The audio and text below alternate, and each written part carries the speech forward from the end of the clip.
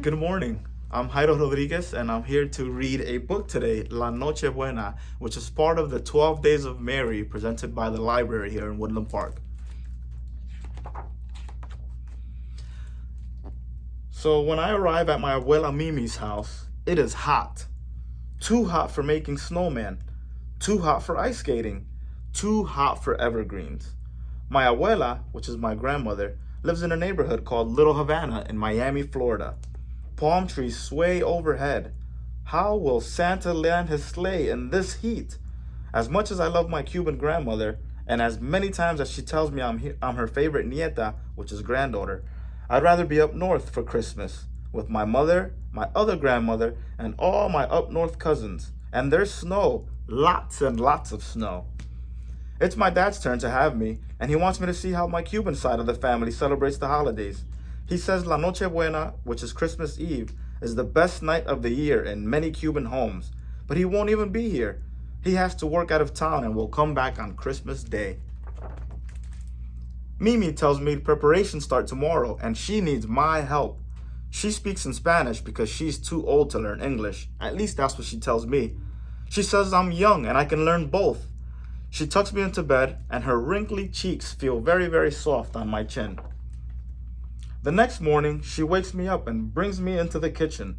It's full of women. My aunts and my girl cousins all stand along the long counter, and everybody works. They peel onions, they chop onions, and they cry. They teach me how to peel onions, and I cry, and they laugh at me. They sort beans, they peel and chop garlic, and their fingers move so fast that I can barely see what they do. They teach me how to peel garlic. I get my little dedos of garlic everywhere. They laugh. Mimi whirls around, and in between us, gathers all the ingredients and tosses them into a large cast iron pot. She adds olive oil and sour orange peels, cumin and oregano, and then she stirs it all up with a big, long wooden spoon. Mimi dips her pinky into the pot. The women stop chopping, and they stop cutting and laughing, and they hold their breath. And then they all watch her. She pulls the finger out, covered with spicy oils. She smells it, dabs it on her tongue, and smiles. They all exhale and let out a huge laugh. She then pours the liquid into the pot onto a large glass jar. Nina, mijita, the first batch is ready. Take this jar of marinade over to your Uncle Tito's house.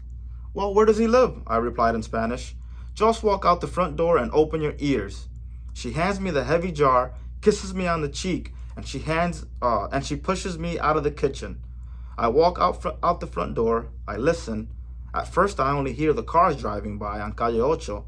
Then I hear the dog barking and loud birds above me. I look towards the sound and see colorful parrots.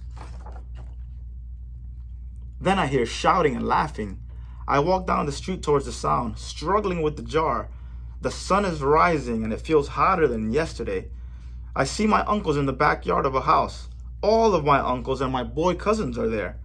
They stand around a huge pit in the ground with a massive fire at the bottom that is burning high into the sky.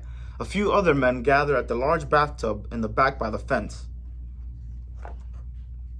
Vino Nina, mi sobrina, ven acá. Uncle Tito calls me over to him. He takes the jar from my hand, sets it on the ground, and lifts me up in the air, twirls me around and around. He smells like cigar smoke and campfire, and his bristly chin tickles my cheek. Nina, you got so tall. You'll be taller than me soon. I don't believe him because he's really tall, but it really makes me happy. The men take the marinade. One of them carefully pours it into the bathtub in the backyard. Uncle Tito takes 2 thick wooden sticks and pushes them deep into the ground on either side of the pit. What are you doing? I ask.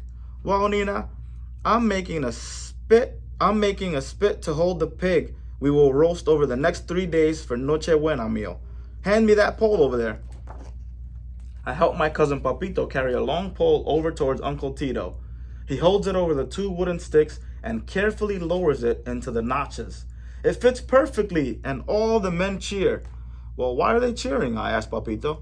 He's my age, but I'm taller than he is. He's the first one to get the pole into the notches and not drop it into the fire, Papito replies. Vaya, Nina, says Uncle Tito.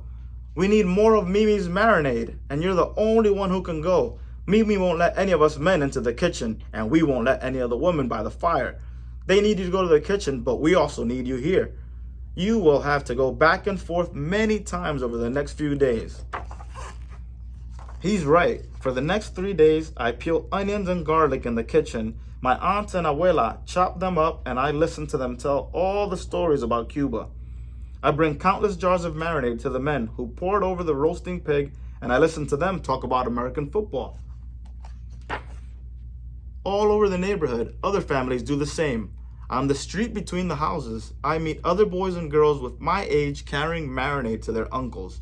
We all smell like campfire and garlic. We taste one another's marinades by dipping our little pinkies into the jars and dabbing them on our tongues. We tell stories about our families and laugh so hard. We promise to visit each other during the night of La Noche Buena. Finally, La Noche Buena arrives. Feast time!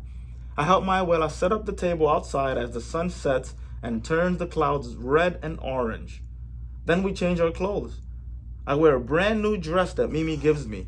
She tells me I look lovely. I tell her she looks beautiful. Then everyone comes, all my aunts wearing colorful dresses, and my uncles dressed in brand new caballera shirts with their shoes sparkling. With them come my cousins, also dressed in their best. Mimi sends me and Papito out to gather fruit from the trees in the neighborhood.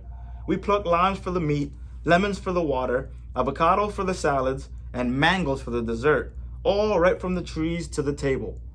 When we get back to the table, it's covered with mounds of food. With the roast pig in the center of the table, everybody yells and laughs, and then we all sit down for the feast. I want to eat right away, but Papito whispers, we have to wait for the toast. The toast begins with the best storyteller in the family giving thanks for a great year. Then Mimi, at the head of the table, holds her glass in the air, and the table falls silent. Her big brown eyes glisten as she says, let us give thanks to all those here and those who are not here. We are happy to be alive, and we miss those who are dead, and we are happy that Jesus will be born soon. We are grateful for the pig and this family and the table and all the laughter. We are thankful for the laughter as well. And then I finally get to eat. It's the most magnificent meal I have ever eaten. I eat plate after plate. Then the neighbors come, and Mimi feeds them too. Afterwards, we go to the house, and they feed us. It's a huge traveling party, eaten in many different backyards for many, many hours. I have never eaten so much or so well. Finally, the food is put away, and we all go to Misa del Gallo, the rooster's mass, at midnight, where I walk around the church to hug every single member of the congregation, just like everyone else does. By the time we all get back to the house, I am so happy and tired. Then Uncle Tito turns on the old record player and grabs my hand, and everyone starts dancing. The music barely stops, but when it does, my aunts and uncles tell more stories and jokes, and as the sun rises on Christmas Day after La Noche Buena, the good night, everybody finally goes home, tired but happy. As my abuela tucks me into bed, I ask her, may I come next year, and can I bring all my up north cousins? She smiles and says, mijita, nothing would make me happier. My dad is right. This is the best night of the year, and I can't wait to tell him so. Y colorín colorado, esta noche se ha acabado. The end.